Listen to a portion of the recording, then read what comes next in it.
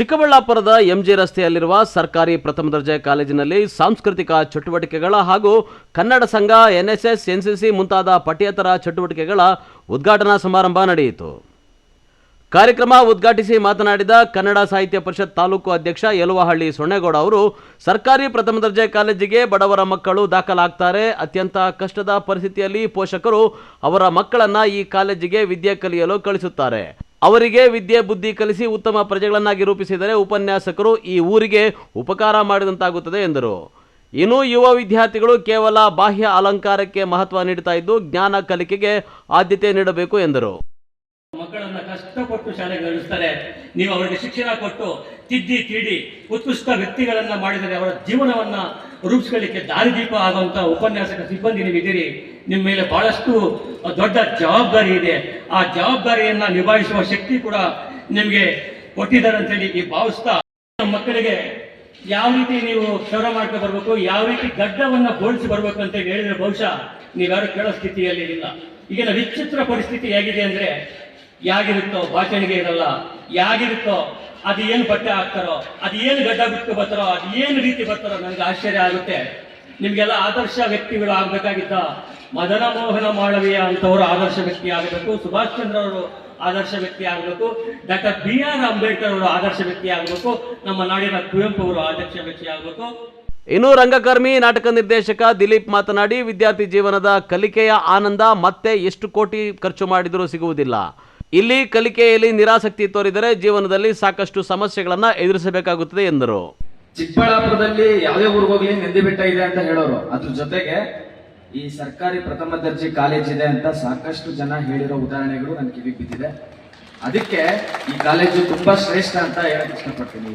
ಕೂಡ ಬರ್ತಿಲ್ಲ, ಕಾರಣ ಕಾಲೇಜಲ್ಲಿ ನೀವು ಪಠ್ಯೇತರ ಚಟುವಟಿಕೆಗಳಲ್ಲಿ ಭಾಗವಹಿಸದೇ ಇರುವುದರಿಂದ ಈ ತರದ ಸಮಸ್ಯೆಗಳನ್ನ ನೀವು ಅನುಭವಿಸ್ತಾ ಇದ್ದೀರಾ. ಹೊರಗಡೆ ನೀವು ಸಮಾಜದಲ್ಲಿ ಬದುಕುವಂತವ್ರು.